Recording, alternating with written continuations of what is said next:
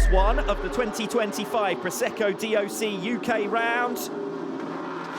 Lights out, looked like a little bit of movement before the lights went out from Alex Lowe's from P3, and that might have just given an advantage to the rider who was fourth on the grid. Jonathan Ray has made a lightning getaway, and he's ahead of Nicolo Bulega, and there's a big pile up in the midfield. Sam Lowe's has certainly gone down. Bautista is down as well, and one of the Barney bikes as well, Jari Montella. So it's Toprak Razgatlioglu who leads, from Jonathan Ray up into second. Nicolo Bulega down to fourth place here, and under attack into the old hairpin. Drops down to fifth place as Andrea Locatelli sides his way through. So Razgatlioglu, Ray, Lowe's, bit of a gap then to fourth position, and Nicolo Bulega bundled down to fifth place on lap number one as Alex Lowe's makes the move on his former teammate Jonathan Ray, and through for second position ahead of the first of the two Yamahas now line astern, Ray and Locatelli, as they make their way through Coppice on lap number one. Next passing opportunity is the run down towards the Fogarty S's. Turn number 9, Razgatlioglu moving right to the white line on the inside. Obviously feels under some pressure here, but his heavy braking gives him a little bit of daylight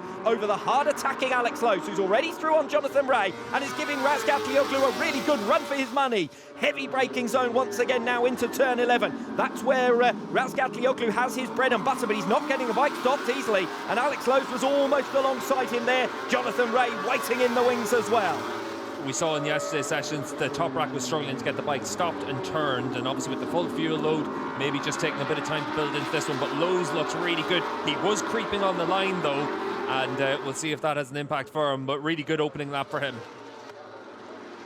Through down the inside for the race lead into the old hairpin. Alex Lowe's on the Bimota, hits the front ahead of Toprak Razgatlioglu. Toprak into second position. If things were to stay as they are at present, then we'd be level at the top of the championship, because Nicolo Bulega has made no progress yet from fifth. This is the turn one crash. It looked like Montella lost it, and then for Bautista, he was an innocent victim in that, but from the third row of the grid, maybe a slower start from Sam Lowe's. You can see on the outside of the track though, but it's the two Barney bikes come together, and then Bautista there, so maybe a little pinch between Montella on the middle of the track and Petrucci on the inside, and then his teammate just basically takes out the other two Ducati riders.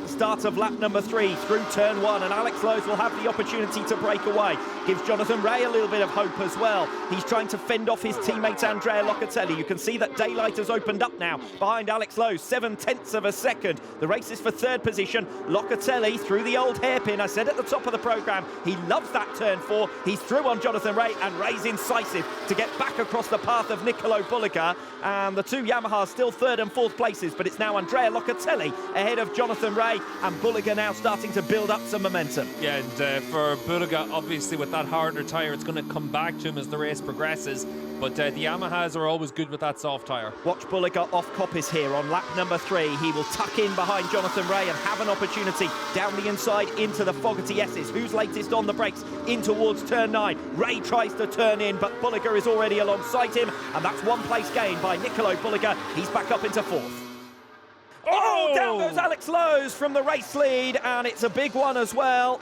Hopefully Lowe's okay after that spill. He is immediately sitting up, but what a shame for Alex Lowe's, having done so well to hit the front and even break away from Toprak Razgatlioglu. He's out of the race on lap number 4 at turn 4. Yeah, it's a real shame for Lowe's, and obviously down Hollywood into Craner, always easy to have a crash through there, but you're pushing on to try and win a race, give Bimota their first win since returning to the championship, and unfortunately for Lowe's has that crash. He hasn't tended to crash too much in recent years, so that's one of those tough moments for him, but obviously for the team their concern is going to be for his well-being after that one, so it's good to see that he was walking away from it, but just the usual Craner crash.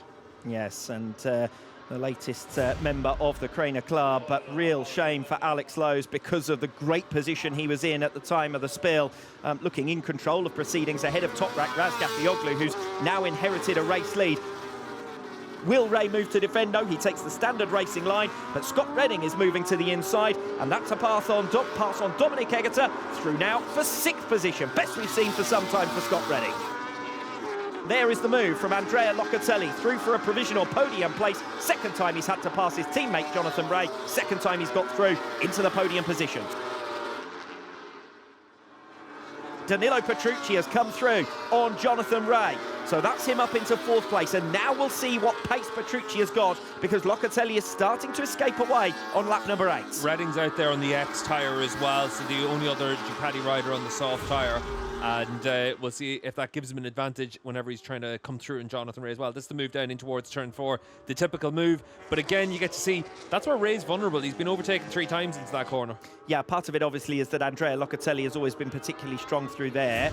And Locatelli now has the opportunity to try and break away. This is Toprak Razgatlioglu. Remember him?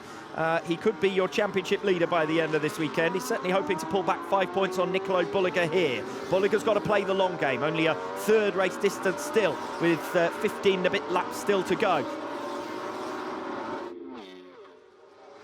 7th place would be his best result of the season. Dominic Egerter, as we watch the fight for P5. Scott Redding getting through now on Jonathan Rea. So Rea beginning to tumble backwards at this phase of the race. He's down to 6th position.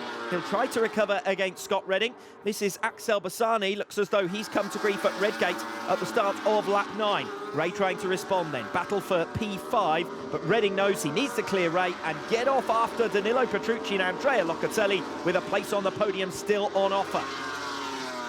Locatelli is having to ride defensive, but down in towards turn 4, the door is open. The old hairpin, Andrea Locatelli's regular passing place, but this time it's a move being made against him as Danilo Petrucci comes through for 3rd position. So it's now Petrucci, Locatelli and Redding 3rd, 4th and 5th, and only 0.3 of a second between the 3 of them. How quickly can Redding clear Locatelli now to have a hope of a podium place this afternoon? Scott Redding has the speed on the exit of the Fogarty S's and down the hill towards the Melbourne Loop on lap number 12. Locatelli tries to break as deep as possible. It means he's missed the apex, and through comes Scott Redding into 4th position. One more place now separates Scott Redding from what would be a memorable first podium on that Bonovo Ducati in 2025. Yeah, it was a good move there by Redding. Locatelli good on the brakes into the S's and to throw the bike into that corner, but runs in a bit too hot towards the loop, and that just opens the door for Scott Redding. You can see as we ride on board here, it's an easy move for Redding. He holds his line and he's able to come through without having to make too much of an effort there for Locatelli. But Locke able to at least collect himself, only loses 1 spot, and he needs to see if he's able to just give himself a chance in the second half of the race to claw back that time. Redding, Locatelli, Rea and Egerter all covered by 0.6 of a second. So as ever in WorldSBK, even if we've not really got a scrap at the head of the field, we have got action right the way back down the order. And it's been Ducatis making progress in recent laps. The Moto Corsa Ducati of Ryan Vickers is through on Michael van der Mark's BMW, but van der Mark just gathers it back up, recovers the place. Doesn't look like it'll be long though before Ryan Vickers is through to 9th position. Iannone, Rinaldi, Sofoglu rounding out your points-paying positions. Vickers attacking again on Michael van der Mark. He's faster almost everywhere now than the BMW with his Moto Corsa Ducati. But watch out for Gardner attacking behind, and Gardner's coming from a distance back, and that will be galling for Ryan Vickers, running a strong race up inside the top 10, barged out of the way by Remy Gardner, and instead of racing for 9th, he now drops down to 12th. Have a look at Scott Redding. Let's see if he has a little bit of a slip and slide as he comes through Coppice this time as well. That's what's allowed Rea to come closer and closer as Scott opens the gas. Just now you can see that small slide. And there is a slide from Scott Redding coming off Coppice. Jonathan Rea side by side completely this time, but it's Redding who has the high ground. It's Redding who has the inside line, and it's still Scott Redding who has 5th position. Take that Ducati power over the Yamaha and that run down the back straight, but Rea clambering all over the back of Redding. It's going to be that last lap, and certainly for Rea, he needs to be able just to try and make a move wide. And Jonathan Rea capitalises, and Jonathan Rea moves Scott Redding all the way out onto the apron to take the position, and Egerter now with the inside into Goddard. 1 lap to go, and even Garrett Gerloff is now right with them, less than half a second from Dominic Egerter directly ahead of him. Toprak Razgatlioglu with win number 10 in this 2025 campaign, and win number 10 at Donington Park. The first rider to reach that milestone, surpassing Tom Sykes, the master of Donington Park. Second place goes to Nicolo Bulega, 6.5 seconds down. Damage limitation for him. He maintains a championship lead of 4 points. Danilo Petrucci completes the podium, and that gives him a big 23-point margin in the battle for bronze.